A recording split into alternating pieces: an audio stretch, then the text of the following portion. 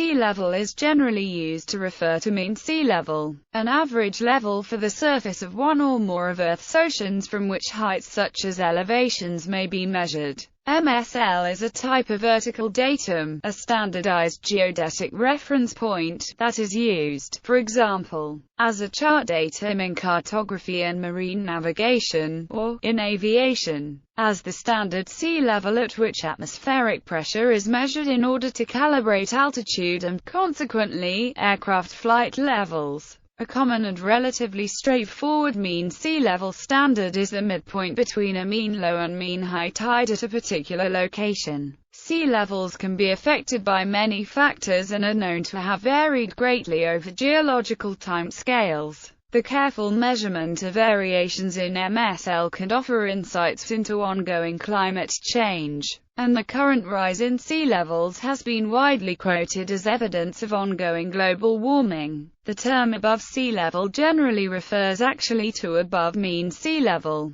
It is commonly used in feet and meters above mean sea level. Measurement. Precise determination of a mean sea level is a difficult problem because of the many factors that affect sea level. Sea level varies quite a lot on several scales of time and distance. This is because the sea is in constant motion, affected by the tides, wind, atmospheric pressure, local gravitational differences, temperature, salinity and so forth. The best one can do is to pick a spot and calculate the mean sea level at that point and use it as a datum. For example, a period of 19 years of hourly level observations may be averaged and used to determine the mean sea level at some measurement point. To an operator of a tide gauge, MSL means the still water level, the level of the sea with motion such as wind waves averaged over a period of time such that changes in sea level, e.g., due to the tides, also get averaged out. One measures the values of MSL in respect to the land. Hence a change in MSL can result from a real change in sea level, or from a change in the height of the land on which the tide gauge operates. In the UK, the ordnance datum is the mean sea level measured at Newlyn in Cornwall between 1915 and 1921. Prior to 1921, the datum was MSL at the Victoria Dock, Liverpool.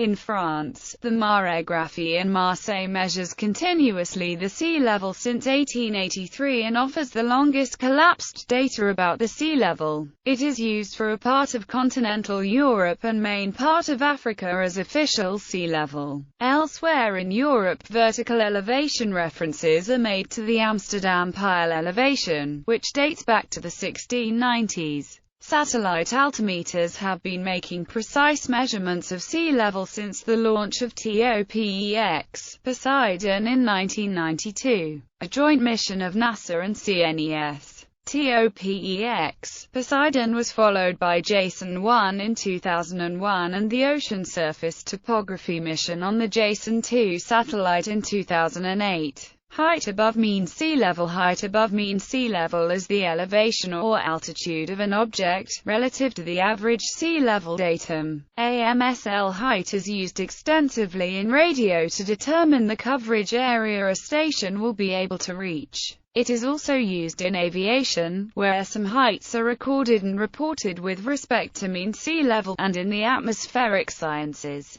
and land surveying. An alternative is to base height measurements on an ellipsoid of the entire Earth, which is what systems such as GPS do. In aviation, the ellipsoid known as World Geodetic System 84 is increasingly used to define heights. However, differences up to 100 meters exist between this ellipsoid height and mean tidal height. The alternative is to use a geoid-based vertical datum such as NAVD88. When referring to geographic features such as mountains on a topographic map, variations in elevation are shown by contour lines. The elevation of a mountain denotes the highest point or summit and is typically illustrated as a small circle on a topo map with the AMSL height, shown in either meters or feet or both.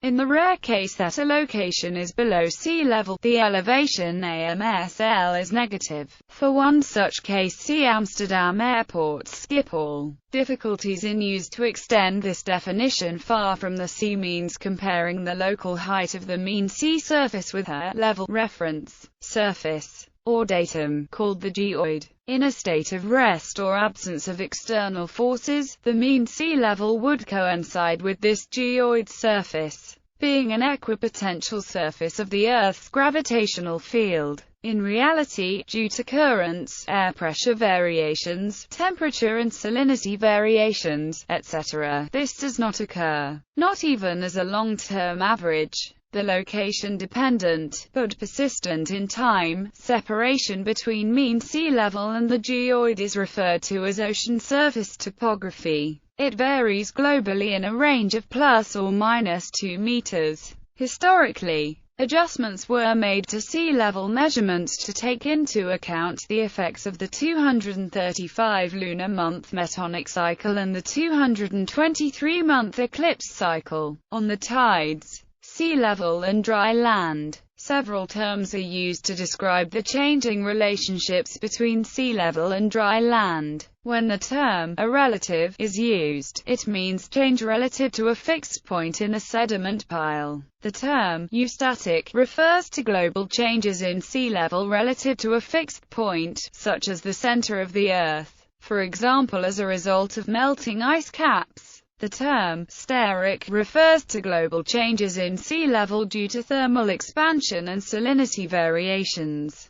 The term isostatic refers to changes in the level of the land relative to a fixed point in the Earth, possibly due to thermal buoyancy or tectonic effects. It implies no change in the volume of water in the oceans. The melting of glaciers at the end of ice ages is one example of eustatic sea level rise. The subsidence of land due to the withdrawal of groundwater is an isostatic cause of relative sea level rise. Paleoclimatologists can track sea level by examining the rocks deposited along coasts that are very tectonically stable, like the east coast of North America. Areas like volcanic islands or experiencing relative sea level rise as a result of isostatic cooling of the rock, which causes the land to sink. On other planets that lack a liquid ocean, planetologists can calculate a mean altitude by averaging the heights of all points on the surface.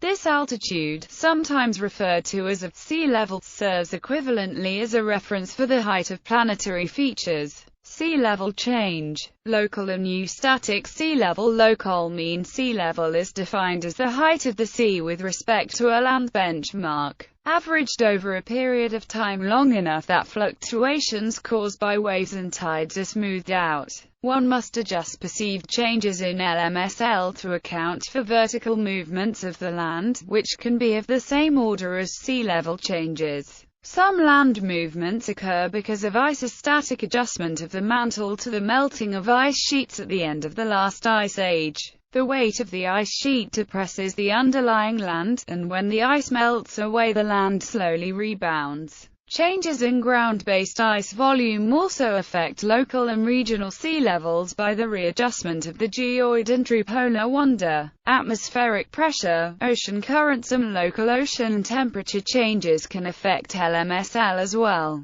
Eustatic change results in an alteration to the global sea levels due to changes in either the volume of water in the world's oceans or net changes in the volume of the ocean basins. Short-term and periodic changes. There are many factors which can produce short-term changes in sea level. Recent changes. For at least the last 100 years, sea level has been rising at an average rate of about 1.8 millimeters per year. Most of this rise can be attributed to the increase in temperature of the sea and the resulting slight thermal expansion of the upper 500 meters of sea water. Additional contributions, as much as 1/4 of the total, come from water sources on land, such as melting snow and glaciers, and extraction of groundwater for irrigation and other agricultural and human needs. Aviation. Pilots can estimate height above sea level with an altimeter set to a defined barometric pressure. Generally, the pressure used to set the altimeter is the barometric pressure that would exist at MSL in the region being flown over. This pressure is referred to as either QNH or altimeter, and is transmitted to the pilot by radio from air traffic control or an automatic terminal information service. Since the terrain elevation is also referenced to MSL, the pilot can estimate height above ground by subtracting the terrain altitude from the altimeter reading. Aviation charts are divided into boxes and the maximum terrain altitude from MSL in each box is clearly indicated.